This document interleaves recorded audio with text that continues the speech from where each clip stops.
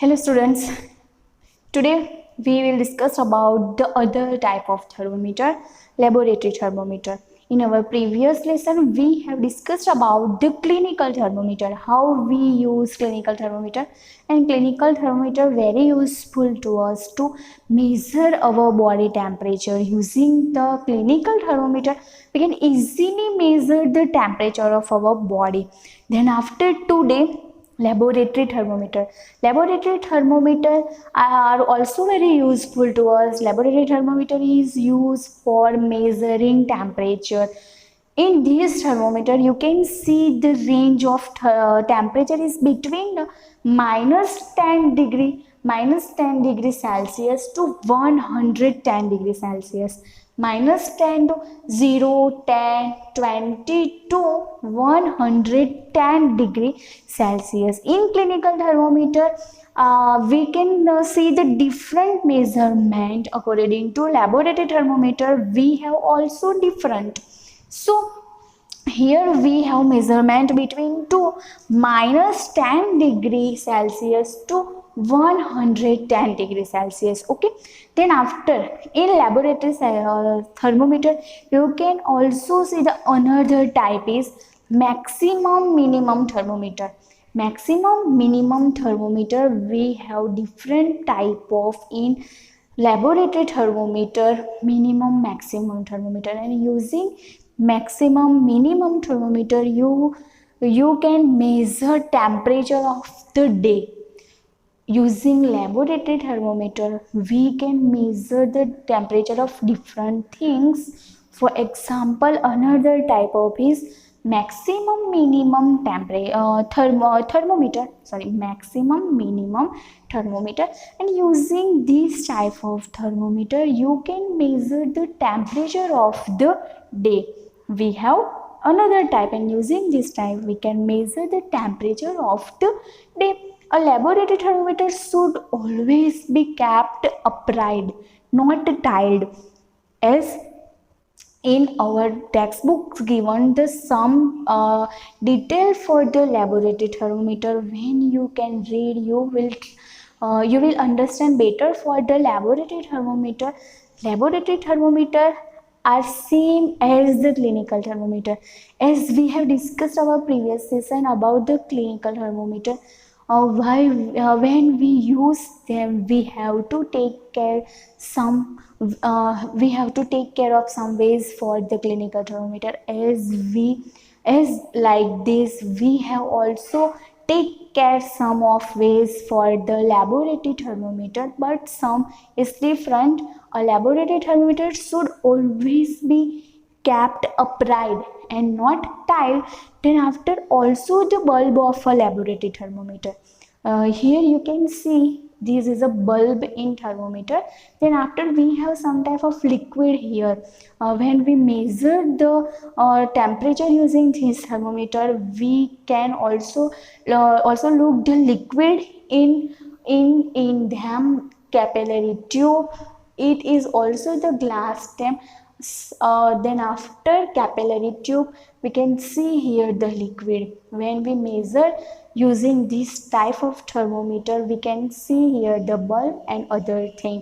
Then after also the bulb of a laboratory thermometer should be properly dipped. In this thermometer you can see the bulb is properly dipped in the substance whose temperature is to be measured. They are already dipped in substance whose temperature is to be measured.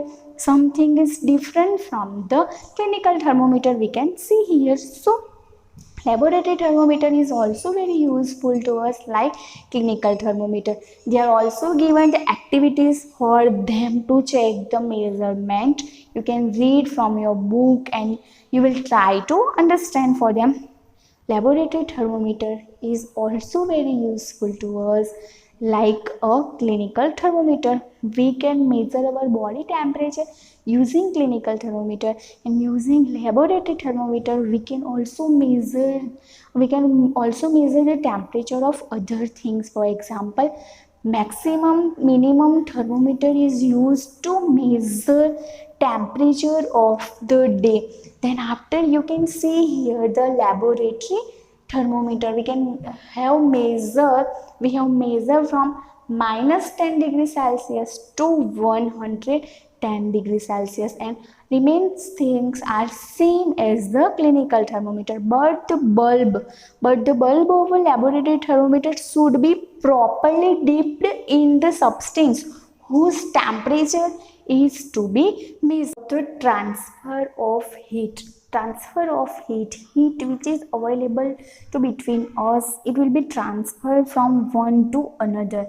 Transfer of heat, that means when you put bowl on a stove, on a gas, after getting heat it will be become hot, because the heat is transferred from gas to bowl using the flame of gas.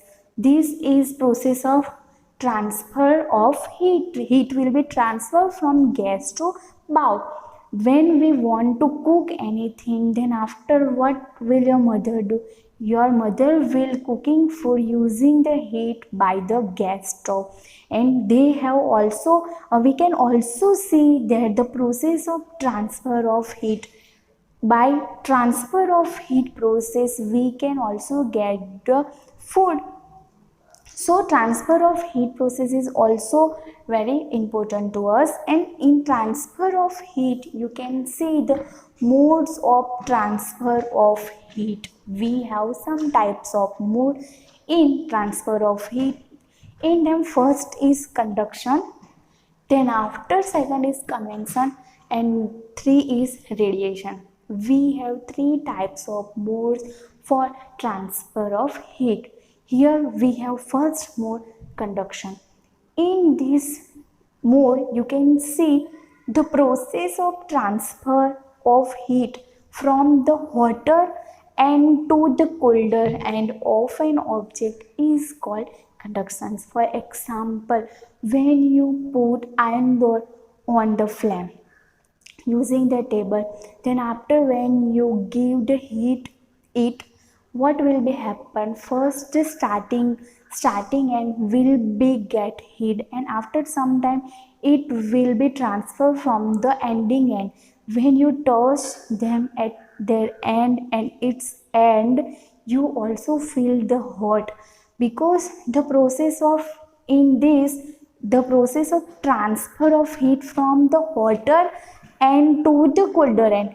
In the process in which we can get the heat will be transferred from one end to another end, from starting end to another end, from hotter end to colder end. This process is called conduction. In conduction we can see the process of transfer of heat from the hotter end to the colder end of an object is called conduction. In conduction, always the heat is transferred from one end to another end. For this, in your textbooks, also given the some activities. You can also see in these activities they have proved using this activity which the process in which the transfer of heat from the hotter end to the colder end, this process is called the conduction. You can also see in your textbooks this activity and try to read and try to understand by using the reading. Then after conditions for conduction of heat, we have some conditions for conduction of heat. The first condition is the two objects should be in contact. As we know, the conduction always done in solids, liquids and gases. It is most happen in solid state. Why? Because in solid states we all know the molecules of the solid state are tightly touched each other. They are tightly. So in solid state the conduction process is happen mostly because their molecules are tightly packed. So the first condition is the two objects should be in contact. The two objects should be in contact. That means if we want to give heat both sides, then we want both sides are should be in contact. If they have no contact, then we cannot give heat them starting end to ending end. So this is necessary to us. The two objects should be in contact. For example, when your mother cook anything, if you want to cook anything in pressure cooker, then after when you put any type of pulses in pressure cooker, and if you want to boil them, first you have washed them and put in your cooker. Then when where you put your cooker on the gas stove, but put the cooker in the contact of gas stove. If they have contact between the pressure cooker and the gas stove, then we will get the pulses boil. But if there will be no contact between them, then we cannot get the boiled pulses. So it is also very important the objects should be in contact. Then after the second condition, the temperature of the two objects should not be the same. That means the temperature of the two objects should not be the same. As I said, if you want to boil pulses, then we put the pressure cooker on the gas. Then after, we also want the temperature of both things, pressure cookers which have pulses, and then after the gas, both have different temperature. Then it is possible to conductions. So we have two conditions for the conductions. First, the two objects should be in contact, and then after, the temperature of the two objects should be the same, should not be the same. So conduction is the process of transfer of heat from the hotter end to the colder end of an object is called conductions. Then after, in conduction we have two conditions. Which conditions? We have two conditions. First is the two objects should be in contact. The two objects should be in contact, and second condition is the temperature of the two objects should not be the same. Then after, they give us the practical applications from good and bad conductors of heat. Good and bad conductors of heat. What is the meaning of good and bad conductors of heat? Good conductors, that means they allow to get heat in them easily. They are called good conductors. And bad conductors, that means they cannot allow to get heat in them easily. They are called bad conductors. For example, cooking utensils. When we want to cook anything, we use cooking utensils. They are good conductors of heat, so we can easily cook anything in them.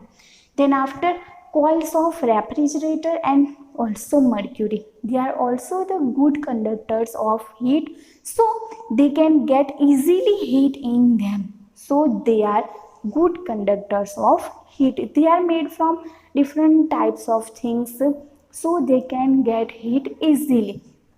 So they are called the good conductors. Then after, handles of cooking utensils. Handle of cooking utensils then means the handle of pressure cooker. When we want to cook anything and when we use pressure cooker, you can observe them. When pressure cooker is on the fire of gas, if you touch pressure cooker, it will be hot. But when you touch the handle of this cooker, it was not hot as a pressure cooker. So why it happened? Because the handles of cooking utensils, it is made by some type of things which are bad conductors of heat. So handles of cooking utensils are bad conductor of heat. Then after, hair and fur in animals are bad conductors. For example, as we have discussed about our previous session and previous classes, the some types animals, when they want to protect themselves from the cold atmosphere, they use their hair and fur to protect themselves from the cold atmosphere. Hair and fur in animals are also the bad conductors, and using this hair and fur, animals always protect them from the heat because they are bad conductor of them. Then after igloos also they useful to Eskimos for protect them because they are also the use the snow and make them snow, and snow are also the bad conductor of heat. Using snow they protect themselves as their house and protect themselves. So here we have some good and bad conductors of heat. Good conductors, that means they easily allow the fire, the heat to come in them easily, but the bad conductors not allow this. So mode of transfer of heat, we have total three types of modes of transfer of heat: conduction, convection and radiation. The first is conduction, the process of transfer of heat from the hotter end to the colder end of an object is called conduction. In conduction, we can see this type of almost in solids, liquid and gases, but we most see this conduction in the solid state because their molecules are tightly packed. Then after paper are also the very bad conductor for the heat. Then after condition for conduction of heat, we have two types of condition for them. The two objects should be in contact. When we want the conduction between two objects, then the two objects should be in them contact. Then after the temperature of the two objects, the temperature of the two objects which we have used should not be the same. Then after we have some good and bad conductors of the heat. So students, in this session we have discussed about the transfer of heat and modes of transfer of heat, and in them the first mode is conduction mode. So students, always remember paper, wood and water are always bad conductors of the heat. Using this session you can know about the conduction and about the bad and good conductors of the heat. So in this session we have completed our conduction topic. Now in our next session we will discuss about the convection, other mode of the transfer of heat. Till then, take care, and now we will meet in our next session.